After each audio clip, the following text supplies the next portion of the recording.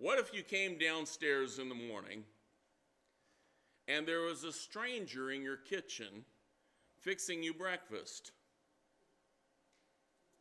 What if unfamiliar kids reached out to you at the supermarket? Or you introduced yourself to someone new at a party only to discover that she was someone that you had worked with for years? For author Heather Sellers, that's everyday life. Sellers suffers from face blindness, a condition that's very rare, but which causes people not to be able to recognize the people even that are familiar to them, even the people that they know in their lives. She can't recognize or distinguish between different faces, and until she was in her 30s, Sellers had no idea of what was truly wrong with her. She had no idea of why she had these lapses in recognizing people. She writes about her experience in a new book entitled, "You Don't Look Like Anyone I Know, a true story of family, face blindness, and forgiveness." Sellers says that face blindness is a memory problem. She can see faces, but she forgets instantly what they look like. She says, so when I'm looking at your face, I see you, but if I look away from your face, I can't tell you if you're wearing glasses or what color your eyes are or if you have a beard or not. I go by your hair. I've got a really great memory for clothes, Seller adds. She's also good at recognizing people from far away just by the way that they walk. I think that's what's most confusing about this disorder, she says. I recognize people all the time, except when I don't. And I never know which is which. It's very confusing. Can you imagine what it would be like not to be able to recognize the people that are closest to you and most special to you? Can you imagine what it is like not to be able to recognize what should be most obvious to you? You know, there's a spiritual condition like that as well. It has nothing to do with not recognizing faces. But there's a spiritual blindness. And in the case of spiritual blindness, it's not an affliction that is put upon you. No, instead, spiritual blindness is self-inflicted. This morning in our text, in Romans chapter 1, verses 20 through 22, we see that condition described for us. Paul says here, "For since the creation of the world, his invisible attributes, his eternal power and divine nature have been clearly seen, being understood through what has been made, so that they are without excuse. For even though they knew God, they did not honor him as God or give thanks, but they became futile in their speculations, and their foolish heart was darkened. Professing to be wise, they became fools." Our passage this morning tells us that God is there for all to see. He is plainly visible, we are told in this passage, by what can be seen. Now, God is invisible to our physical eyes. God does not register on any of our physical senses. His spiritual form is not apparent to us in these physical forms. But the writer of Romans, Paul, tells us that that does not leave us with an excuse. Simply because we cannot see God himself does not mean that we cannot see him. He is evident. He is revealed, we are told, in his physical creation around us, in the things that God has made, in the things that we can experience in this world, in the things that we can see with our eyes and touch and taste and smell, in the things that our senses do react to. We see God. God's physical creation shows him. His power and his divine nature, in fact, all of his nature, is revealed, made obvious in what is around us. In fact, the scriptures highlight that. In Psalm 19, verse 1, we're told, the heavens are telling of the glory of God, and their expanse is declaring the work of his hands. Day to day pours forth speech, and night to night reveals knowledge. And then in Psalm 8, verse 1, O Lord, our Lord, how majestic is your name in all the earth, who have displayed your splendor above the heavens. He's displayed his splendor. He has revealed himself to us. He has made obvious to us who he is by what is before our very eyes. Some things should be obvious to us. A lady was picking through the frozen turkeys at the grocery store in preparation for this coming Thanksgiving, but she couldn't find a turkey big enough for her family. So she asked a passing stock boy, do these turkeys get any bigger? The stock boy answered, no, ma'am, they're dead. They don't get any bigger. Some things should be obvious to us. Dead turkeys don't grow. Took a stock boy to point it out there. Some things are plain to anybody who's paying attention. Some things are revealed to us in such a way that we have to trip over them if we don't see them, because it's right there in front of us. So how is God seen in his creation? Well, first of all, by the beauty of his creation. Have you ever been to a place that just about took your breath away? A place of grandeur and majesty, just by the arrangement of God's creation, just by the things that are visible to you. The majesty of the vistas, the intricate detail of the objects that are before us, the variety of shapes and colors. Point not to happenstance, but to an artist, to someone who made possible this beauty. The most beautiful works of man's hands, the most beautiful works that man in his creative energy has been able to produce, pale in comparison to what he has made. In fact, a great deal of man's most beautiful artistry is in the attempt to depict God's magnificent creation. I personally am a fan of Ansel Adams. I don't know if you're familiar with his work, a lot of black and white photography, most of it of Yosemite Valley in California.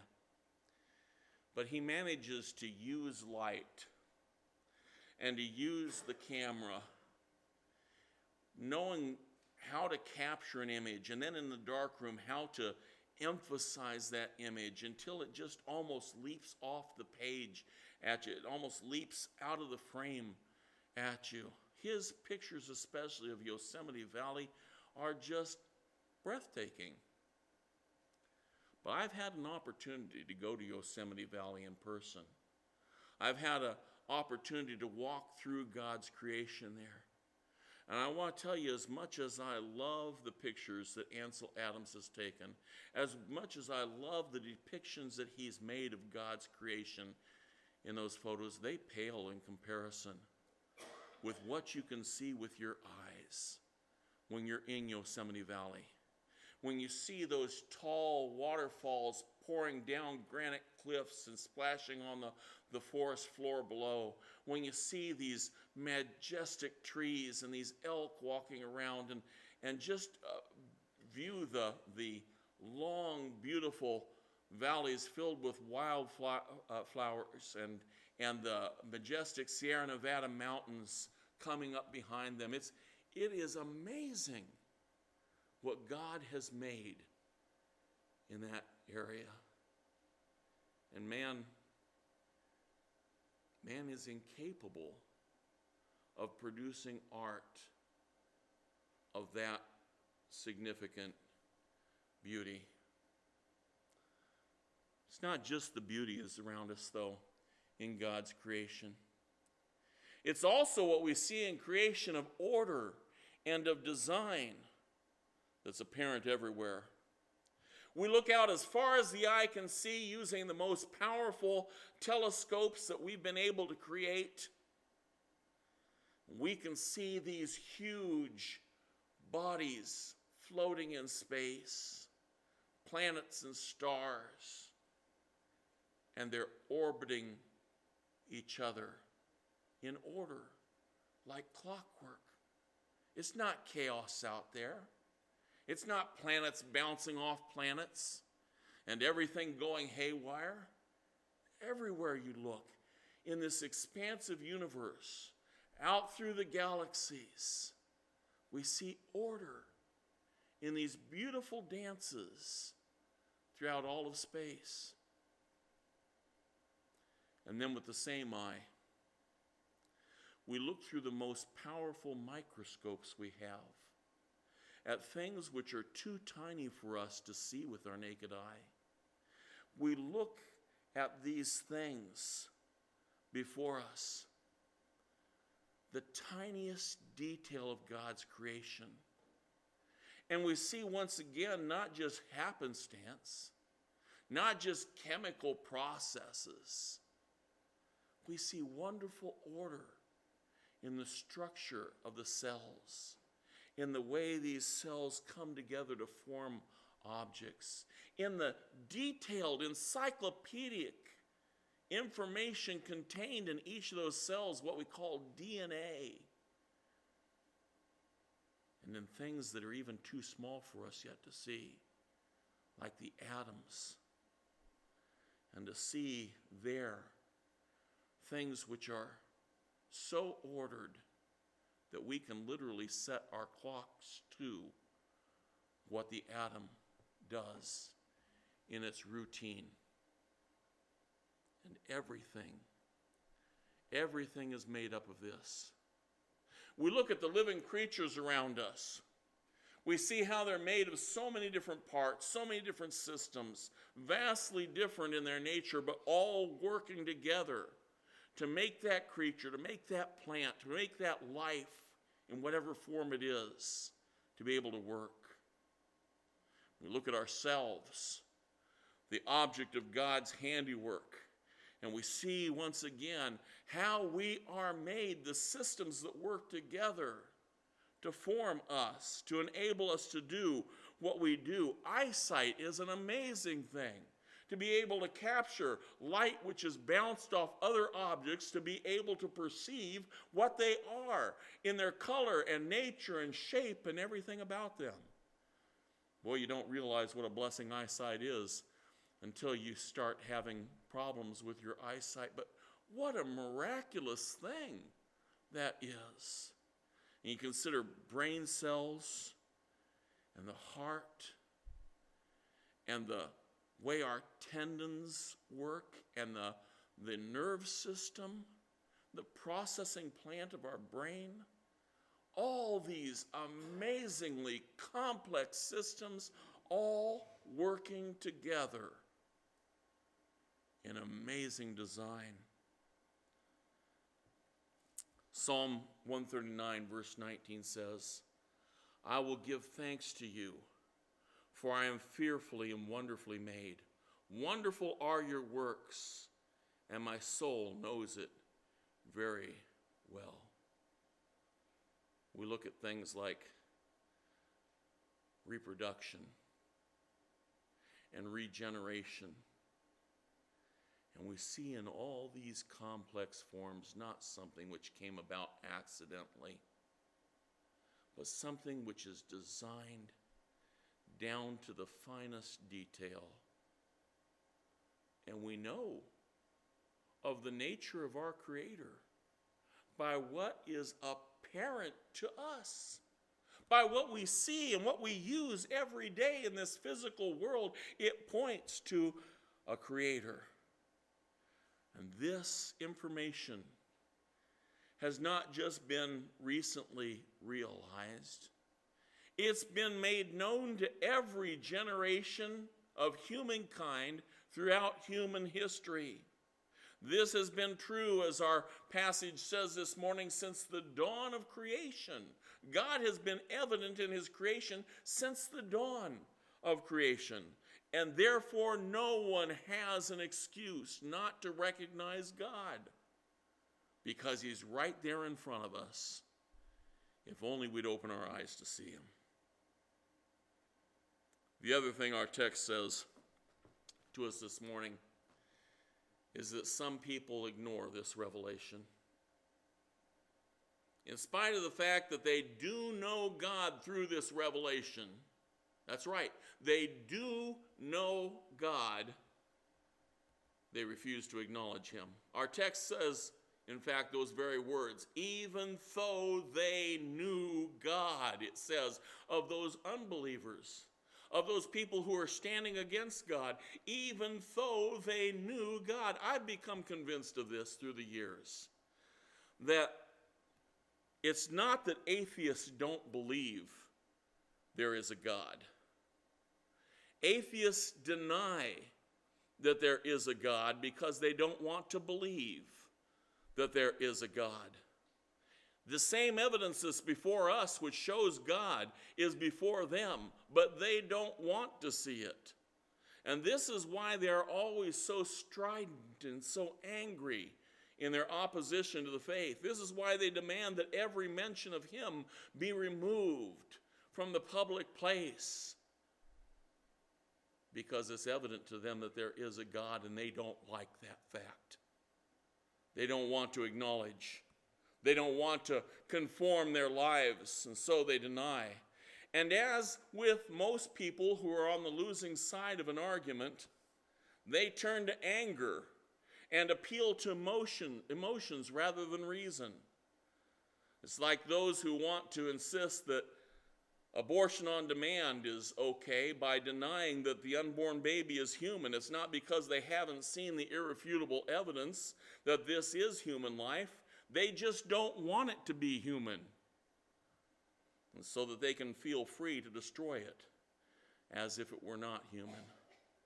If you can lie to yourself and say it's a meaningless glob of cells and there's nothing human about it, then it's just a medical procedure to remove this from a human being. But they have to look past all the evidence that this is, in fact, human life. The same way the atheists can see order and design, intelligence and power in God's creation. They just don't want to. And thus they turn to wild fantasy they cloak as science. And they add billions and billions of years onto their calculations to try to make it seem like it's more reasonable for the impossible to be.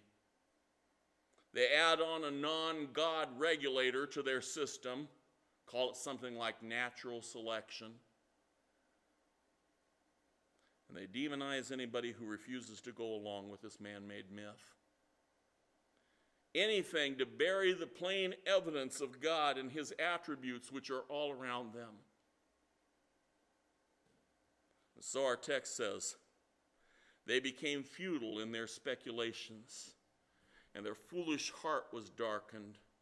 Professing to be wise, they became fools. And having become fools, we've seen them take over our schools to try to indoctrinate the children at a young age to believe those foolish lies. But in their denial of the God that's in front of their face, they refuse to give God his due. Our passage says they do not honor him. I remember when the Vietnam veterans came home from that very unpopular war. Here these men had been giving their lives. They had placed their lives in the balance to stand in front of live fire for our sake. They had been going through jungles in a distant location of the world and faced all of the maladies that came with that in the harshest living conditions. They had suffered and bled, and some of them died for us over there. But when the returning vets come home, what do they receive? They're spat upon, they're reviled, they're called names. Because of the reports of a few abuses, because the war was impossibly unpopular, these men were treated like garbage when they came back to the United States. They didn't receive the honor that was their right to receive from the citizens that they had protected. I think about God. No one is so worthy of honor as is our God. No one is as worthy of our praise and adoration as God is.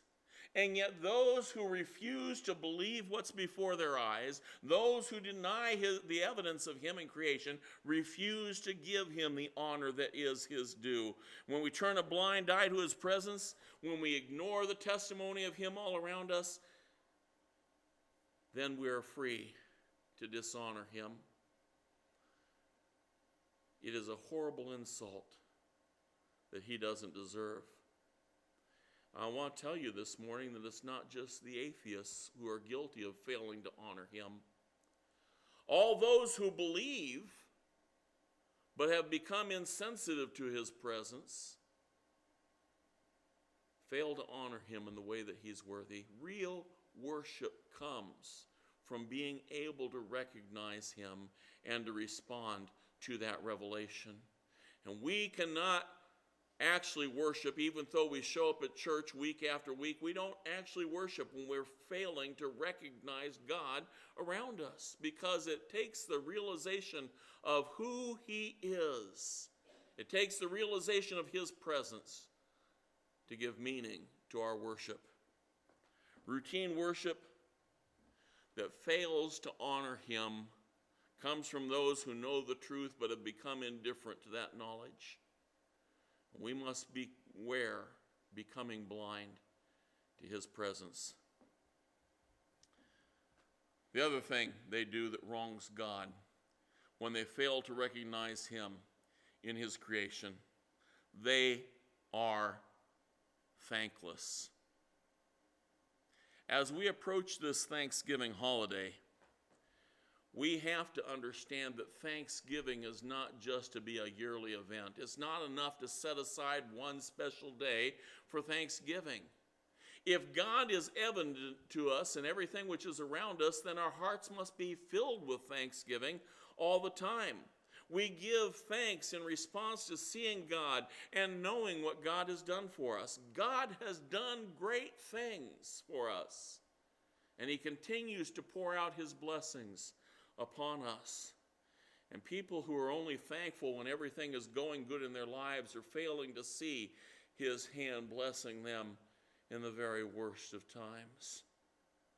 Their lack of appreciation shows them to have been unworthy of his favor. Yes, our God's to be praised even when our lives are in chaos, even when we've lost a loved one, even when we've had our hopes dashed and our dreams have disappeared. Our God is worthy of thanks because God has done good to us. And he is that sustaining force in the worst of times. And so we see the biblical instruction, 1 Thessalonians chapter 5, verse 18, in everything give thanks, for this is God's will for you in Christ Jesus. In everything, give thanks. And we're able to do it when we recognize the God who has made himself evident to us. Open your eyes to see God revealed in his creation all around you, and seeing him, glorify him, be thankful to him. This morning, we come to our invitation time. And if you'd like to prepare your heart for real thanksgiving, you need to be able to recognize God. If you'd like to be able to appreciate who God is and what he's done for you, you need to get right with the Lord. And we want